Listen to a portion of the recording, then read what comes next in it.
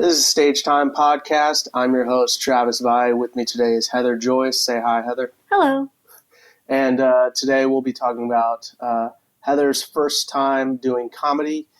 Heather and I have worked together for a couple shows. We're actually, at the time of recording this, we're going to be having a show in like an hour. So that's pretty fun. She's also beaten me in multiple competitions, so that's also fun, more so for her than myself. But very funny comedian. And Heather, you want to say something real quick about yourself? Plug any of your stuff? Well, I've been doing comedy a little over 5 years. I run a showcase in Fredericksburg called Possum Punchlines. It is at a possum-themed gift shop downtown, so check that out. Yeah, that's only recently become a monthly show now, is it? Bi-monthly, so every other month. Every other month, okay. I saw an internet argument where they were arguing if bi-monthly meant twice a month or every other month. Yeah. Which I'm pretty sure it means what you said. I'm pretty sure that's the correct one, because otherwise it'd be bi-weekly. Oh. But yeah, so you've been doing stand-up for 5 years now, is that right? Yeah. So what got you interested in stand-up comedy in the first place? I've always been a fan of stand-up. I did distance learning college, so I was at home a lot, and whenever I would work on schoolwork or do chores, I'd have the Comedy Central Presents on in the background. Then later I moved to Blacksburg, and my husband was in college at Tech, and he had a friend who did stand-up, and we started going to some of those shows and mics, and I was like, oh, wow, people can just go do this. You can just go to a mic and try it. You can just sign up. There's no rules. Right. Well, so actually, something I found, because where'd you first start doing comedy? In Richmond, the Richmond area. Oh, okay. Because when I first started doing comedy, I was in the D.C. area. Mm-hmm. And there was actually a lot of mics where they're allegedly open mics, but you had to send in a video before they would put you on the list. Gotcha. Which, to me, kind of defeats the purpose of an open mic. Yeah. There's a lot of places up there now that'll still do, you have to sign up ahead of time. Mm-hmm. And I don't know if that's kind of in the spirit of the open mic. Some places do it because I guess they have too many people who sign up. Yeah. I appreciate the pre-sign-ups because I would hate to drive an hour or 2 hours and get there and then there's no spots available. So. That's true. That's something I've talked about with other people when talking about the Southern, which is a great mic, but so many people go there, and it's an hour for me, and it's got to be 2.5 hours for you, something like that? It's an hour and a half to 2. Oh, really? Oh, okay. But you get there, and there's 30 people signed up. Yeah. And everyone's time gets whittled down to 3 or 4 minutes, so you drove an hour and a half for a 3-minute set. Right. And if you're like me, you'll have a string where you end up going at the end, and everyone's left, so you drove an hour, waited 2 hours, everyone's left, did 3 minutes to a mostly empty room, and then got nothing out of the experience. So that was kind of frustrating for me. Yeah. So the signups have their place. So you followed your friend around to his open mics, you and your husband, and was it at one of those mics where you decided you were going to sign up? No, that was years ago. It put it in my brain, and I was thinking about it ever since. And then when we moved to the Fredericksburg area, I hated my job at the time, and I was like, I need something to make me happy. Maybe this is finally the time I go try it, and I did. I'm kind of in the same vein with you. Can I say what your job is? Because we have the same job. Yeah. Yeah, we're both teachers, and we both hate teaching. Well, I still hate it. I don't know, maybe you've warmed up to it more. I've got a sweet gig now, so I don't mind it. That's but good. At the time when I started, I did not like it. We actually know a lot of teacher/comedians, don't we? Yeah, I think a lot of them get frustrated and need an outlet. Yeah. The showcase we're about to do tonight is actually pretty much a teacher showcase where everyone is in some sort of educational field with the exception of one student. But that's probably a good outlet. I mean, comedy's probably a good outlet for all the stress and BS that you have to put up with in teaching field. Yeah. Ironically, I feel like I can't do a lot of jokes about that, at least not right now, because I have had students find my material and they've brought it up because they say it's inappropriate and try to get me in trouble. For the most part, the administration's been like, well, he's outside of school hours. He doesn't say that stuff in class. So there's not really much we can do about it. You know? That's good. I've worried about that, but I guess my kids just don't care enough about me to look me up. Well, you teach a younger grade too, I think. So maybe they're not as... Yeah. I'm in with a more begrudging older teenage zone. But So what was the kind of the big push that actually motivated you to sign up? It was kind of just you need the stress for teaching. Right. Was there a lot of mics available in the Fredericksburg area? There was one mic, but I didn't know about it at the time. So I just thought there was nothing in Fredericksburg. So I looked to Richmond because I knew it wasn't that far. Yeah. And the first one I signed up for was Intermission in Glen Allen, so on the outskirts of Richmond. Okay. So what was that mic like? It was fine. It was on a Saturday, which was one of the big selling points because teaching every weekday, Yeah. I couldn't really travel during the week, but I found the Saturday mic and it was pretty well attended for a mic. A few non-comics there. It's regularly on a Saturday? It doesn't exist anymore, Yeah. but at the time it was? It was, I can't remember if it was first Saturdays or fourth Saturdays, but it was one Saturday a month. I was going to say, that's kind of unusual to find weekend mics because I think that's when most people do gigs. Mm-hmm. So that's pretty cool. Were there any comedians that you found kind of influential that inspired you in the style of comedy that you tried? A lot. I like more alternative comics, like your Patton Oswalts, Dimitri Martins, people who are willing to try stuff or just do jokes about weird topics. I could see you being a big Dimitri Martin fan. Yeah. And then I also really appreciate Brian Regan because he's so clean, but you don't even think about it being clean until after the fact. You're just laughing. What's funny is my wife really likes Brian Regan. I'll be honest, I don't see the appeal. I'm like, this is okay, I guess. Like, it's not something I would go on Netflix and look for him. Mm-hmm. If it was like listening, or if it was playing on a Spotify playlist or something, then maybe I'd tune in. But she thinks he's hilarious. I'm just like, he's all right, I guess. It is, I guess, kind of an alternative sense of humor where it's maybe a little niche.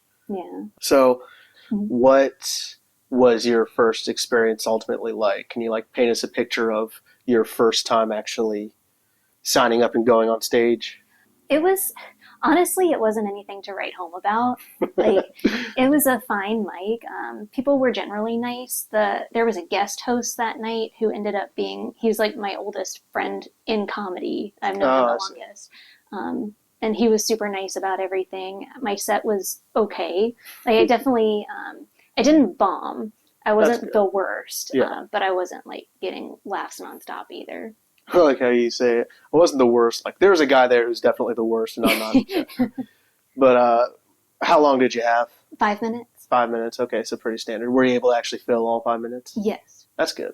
So how did you prepare your set ahead of time? So I wrote everything out, and I would practice it like driving to and from work. I would just say it over and over, but I didn't understand. I didn't understand that you can cut the fat out of jokes. So I wrote the entire 5 minutes on a segment I saw on a show where a guy had 11 taxidermied roller skating chipmunks. So I wrote 5 minutes on taxidermied roller skating chipmunks. That's crazy. I have seen bits where, actually not too long ago, I watched a video where it was a 5 minute set, and it was all about like the one topic, which is pretty, I was kind of the opposite. I was almost like a quantity over quality. Oh, I wouldn't say that, but like, cause I have bad I think I have bad storytelling skills for the purposes of comedy, at least. I deliberately wrote basically one-liners. So that was most of what my first set was. But yours was just one continuous narrative about this very odd thing. Yes. Okay. Yeah, the trimming the fat thing, Don Womack, who I had on one of the previous episodes, she kind of told me about something called word economy, where it's basically where you need to trim out unnecessary bits from your set to make it as kind of short as possible. Now you can have a narrative, I suppose, like you said, that went well for the most part. It went okay. It went okay. It wasn't complete silence the whole time. Right. But yeah, I did try to write it like a story, and stories are hard. Yeah. Because if you don't get them in the first 30 seconds, you've lost them for the whole thing. Yeah. That's kind of a rule I put out when I was trying to do comedy advice was get them laughing within the first 20, 30 seconds, and it'll be smooth sailing from there. So I've talked to other people where they say, save the longer jokes for like the middle of the set maybe, or your closer, depending on how good it is. But have you stayed with that joke? Have you used it more? I haven't done that joke in years. Yeah. Did you just move on to other stuff, or it wasn't funny enough to commit to? I tried it again, like maybe a year or 2 years in, but some of the audience didn't know what taxidermy was. And I was like, oh, if I'm gonna like make this a regular thing, I'm gonna have to explain taxidermy, and that's gonna put more words in. Even though I had cut out a lot from the first time I did it, but I just kind of whatever. If you did it in this area, I'm sure everybody would be on board. They'd be like, that's my hobby. But so it was in Richmond, where you said? Yes. Okay, I feel like they should know what taxidermy is, but that is the thing too, where you have to. Especially when it's on an odd topic like that, how much time do you have to spend explaining what it is? I've wrestled with that for a while because I like to do jokes about historical stuff, but if it's not something that everybody's on board with or everyone's familiar with, then it's a lot of just dry narrative, I guess. A technique that a friend of mine pointed out, or that he suggested, was when you write out your jokes. How do you write your jokes? Do you write on like a notebook or a computer or on my phone? On your phone. Oh, well, so that might still work. But when you write it out in text, basically, highlight where the punchlines are or where the laugh breaks are. And if you see too much space between the highlights, then you probably need to cut some stuff out. That's smart. Yeah. One approach I took was, if you ever think of like not so much now, but like old tweets, they only had X amount of characters. If you can get a joke to fit within X amount of characters, that might also help. But I mean, I really shouldn't be giving you advice because you beat me out in 2 competitions. So. No, I have noticed that you do have a lot of laughs per minute. Yeah. Well, that was kind of the thing too. Is the laughs per minute thing. How many laughs can you get in basically like a 5-minute set, or extend that out? I try to get as many as I can, but that is, I've heard the argument over quantity versus quality. Like, do I want a bunch of little laughs, or do I want a kind of a big rolling on the floor laughter? Yeah. And I feel like you get a pretty good balance both. How long before you started? Because now you've incorporated music stuff into your comedy. How long before that came about?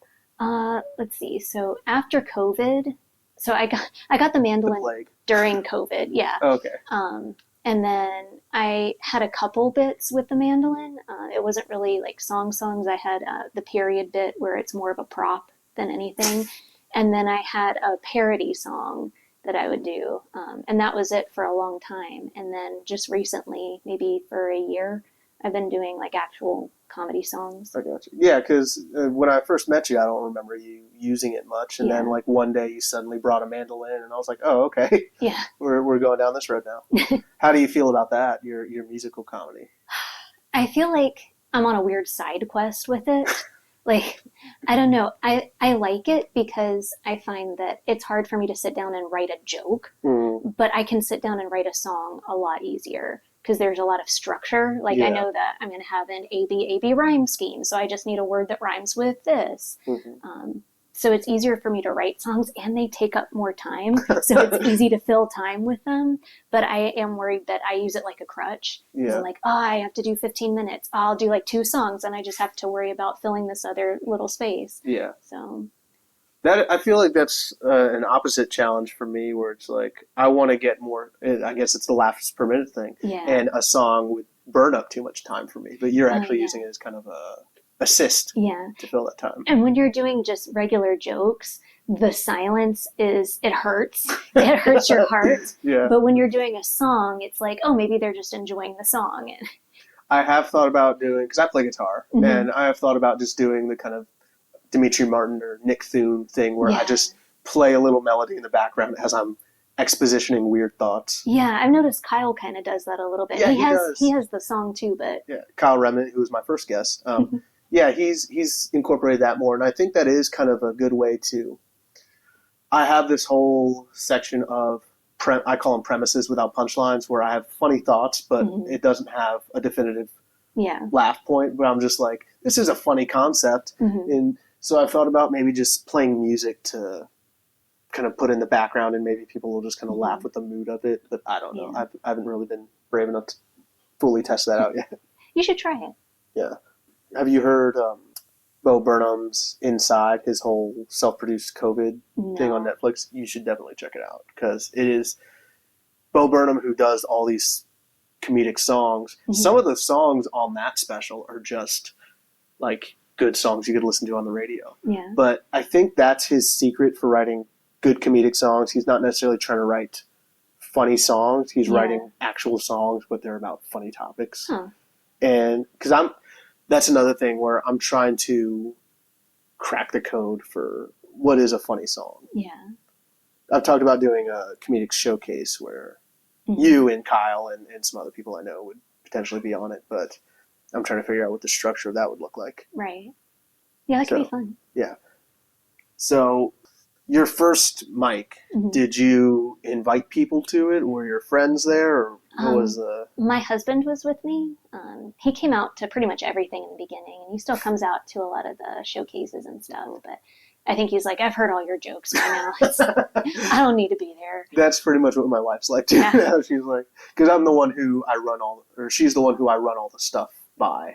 So she's heard it through so many phases where I think it's just not that fun. Actually, she really doesn't think I'm that funny to begin with, I think. At least not my comedy. You know, in the casual, flirtatious dating sense, yeah, she thinks I'm funny. But when I do my stand-up jokes, she's like, it's not her type of humor. Gotcha. Yeah. Is your husband also kind of very alternative in what he likes? Yeah. Okay. That's why he married you. Yeah, pretty much. So in doing alternative comedy, you want to kind of elaborate more on what your style is at this point? Because you've been doing it for 5 years, and it sounds like you've pretty much done the same style from the get-go. Yeah, I don't know. I feel like I kind of try everything.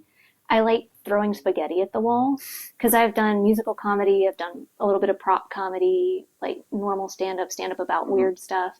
I don't know. Next is Def Jam. Probably. You just go out there. And I could see you on the Apollo stage. Just, what's the deal with mandolins? I don't know. So what do you think is going to be another kind of big challenge or your next comedic tentpole, I guess, that you're going to try to plant?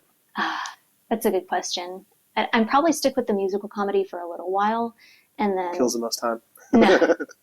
No, I'm trying to do an album this year, so I feel like once I finish the album, I'll go back to doing more like regular jokes.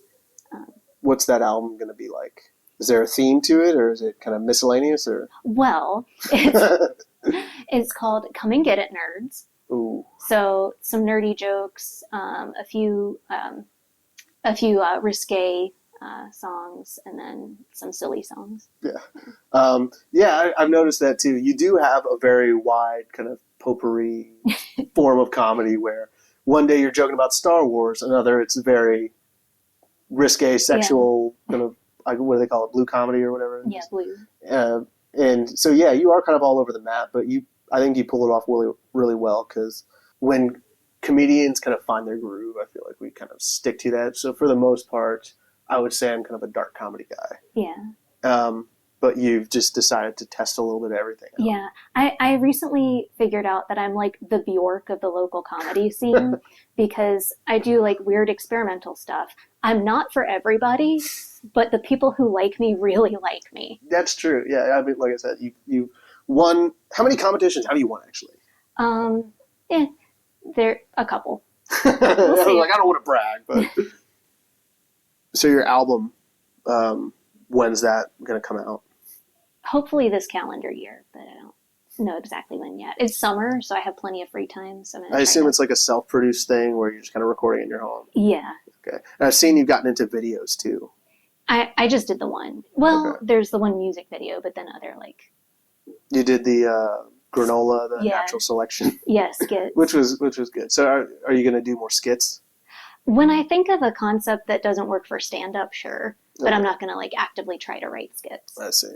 Oh, so that's what kind of your process was? It's something you didn't think was going to work. Yeah, because it's more of an act out. Like the whole joke is an act out. And I feel like that doesn't always translate well as stand-up. It feels like you're a theater kid just trying to put it out there. But how do you feel about improv?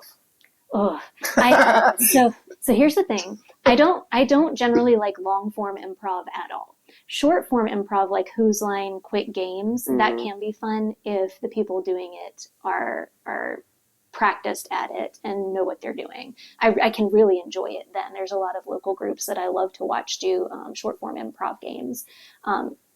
performing improv is terrifying. And there's a couple games that I like Sex With Me is like, we play that at the end of every Possum show. What is that? So everybody gets up on the stage at the same time, and you ask the audience for nouns, people, places, things. And then the goal is, if you think of something funny, you step up to the mic and you say, sex with me is like blank because blah, blah, blah, blah, blah. And you do like a innuendo. Gotcha. Okay. So you have to come up with an analogy or a metaphor. Yeah. That's so good. I like that one because you don't have to participate until you think of something funny. It's not like you say something funny right now. You get like a little bit of processing time. Yeah. I would have figured that you were actually probably like an improv student or something at some point, but no, you're kind of the opposite. Yeah. We had an improv team in Fredericksburg with some of the main stand-up comics who would come out to the mics a lot. And I usually ended up doing the straight man part because you don't have to, have to worry about being funny. You can be the normal person who just reacts to the absurdity. Yeah. When I was in college, I actually tried out for improv team because I liked Whose Line Is It Anyway, like you said. And I played improv games when I took a theater class in middle school. I was trying to get into comedy any way I could. There wasn't really a lot of stand-up opportunities. So I tried out for the team, or the troupe, I guess they're called. And like 5 minutes into the whole audition thing, I was like, this is definitely not for me. These people are very high energy. Yeah. They seem very more silly, I think, which it's not a criticism, but it's just not my style. Yeah, I can see you not fitting with that. Yeah, and it was pretty much, we were supposed to create a scene, and I pretty much ended up being the straight man because I was like, I'm not gonna jump all over the stage and do all this craziness, but it ended up not working out, which I was like, yeah, that's fine. Even if they had invited me, I would have been like, it's not all right. Yeah. But I do think it is an interesting craft where, like you said, if you're practiced at it, then you can do it well. I've been trying to improv a little bit more on stage, but I think I'm like you where I also would practice on my drives to work or drives home and just try to get everything down and make sure that what I said was going to be very intentional. Yeah. We'll see if that shits up. My daughter's in the other room, so we'll see if she shows up on the pod. So what made you stick with stand-up comedy after your first time?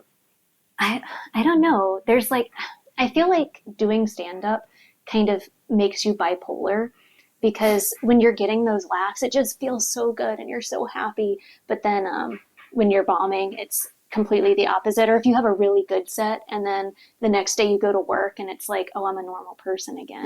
They don't on stage, I was a god. Yeah, they don't know I killed last night. What's wrong with them? They don't know what powers I have. That is an interesting thing too, where I feel like I do have two sides to me, where at work, I'm probably viewed, especially by my students, as this very straight-laced, boring person. Whereas when I'm on stage, I'm having the time of my life, and I try to get the audience to have the time of their lives while they're doing it. So there is, you've kind of touched on something that's kind of why comedians, I think, stick with it in a big way is feeling that high from being on stage. Yeah. And just this past week, I was at a mic, and one of the other comics was like, with you, it's like there's a switch, and like you flip the switch when you go on the stage, and you're like more bubbly and expressive, and then you get off stage and the switch immediately flips back and you're super quiet, introverted again. I think that's true. You do have a kind of timid demeanor in normal everyday interactions, but when you get on stage, I've just seen you kind of more peppy and you kind of move around, and I think you get the audience energized with you, and that's one of the things that helps them get on board with your weird stuff. Quick anecdote I want to throw in here, because we've talked about this before, but I'm going to put it on the pod. The second time we met, we were on a show together, Wicked Comedy, up in Alexandria. And I had seen you at my mic before. You did a funny bit about Star Wars. And then you went on stage after me. I invited a couple friends, including my pastor and his family, out to that show.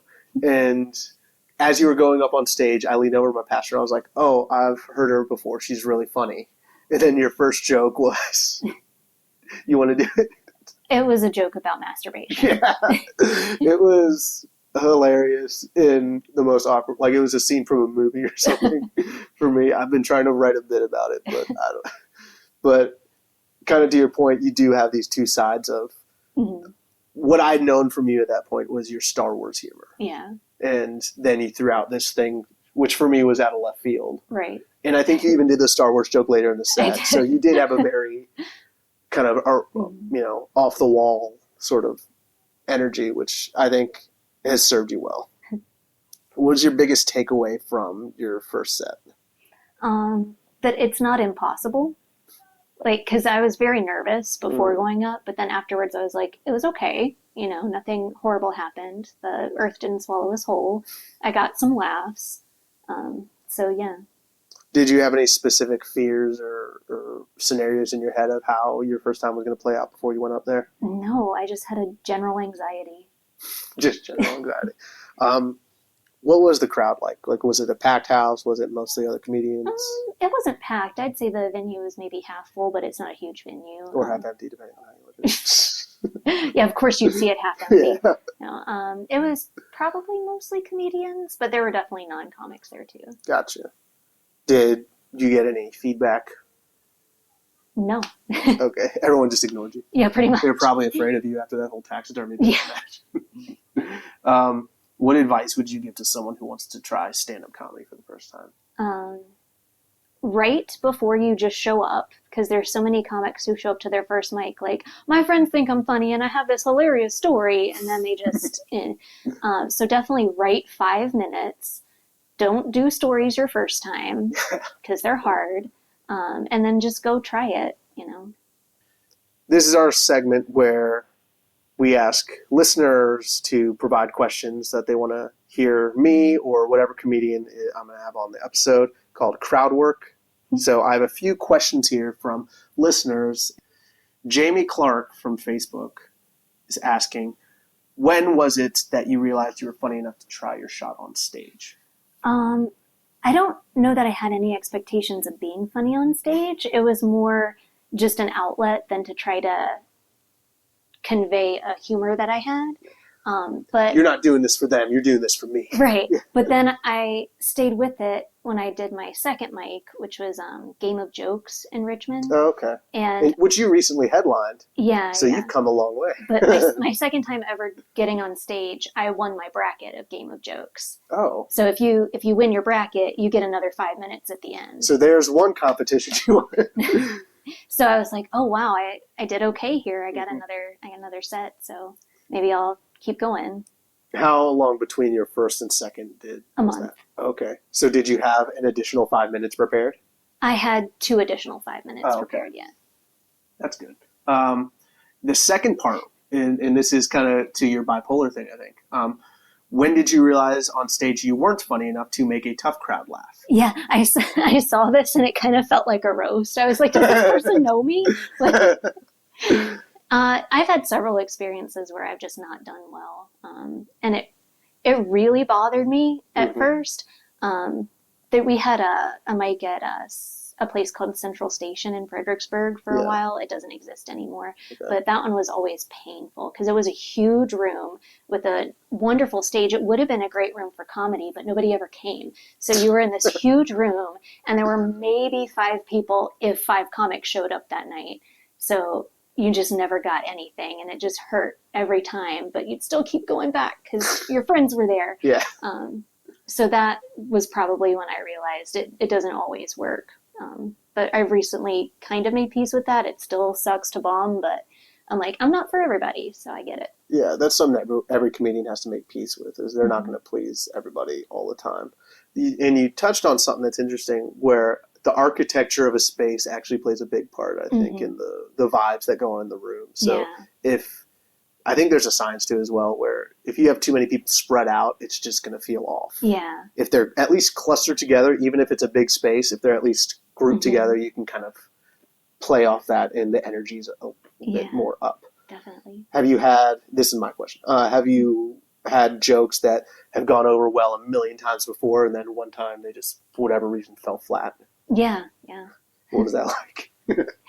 Were you as confused as I was when that's happened to me? Yeah, because I usually open with a joke that I know is strong and usually works pretty much every time. And if that joke doesn't work, I'm like, this is going to be a tough night. That's How good are you at addressing those awkward moments? not good. Okay. Some comedians actually, I think, play off that where there's like, well, that usually gets a laugh and people kind of chuckle at that, and that's a kind of way to save face. Sometimes I do that, sometimes I don't. It depends on what happened.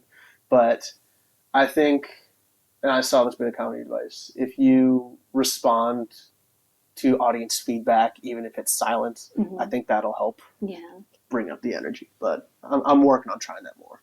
So that was Jamie Clark. Hopefully she enjoyed that answer. Another one is from Instagram at woman_in_a, who she said I could say her name. It's Carly Crickenberger, who we both know. Yes. She said, I want to hear tales from her Gothhood. Is this something that I'm unaware of? Is this a joke? Well, Carly came to one of our Fredericksburg mics recently and did a joke about how you don't know who's a goth anymore now that we're grown up and we dress like normal people. Yeah. And it kind of came out that I used to be goth in high school. So. You used to be goth in high school? Yeah.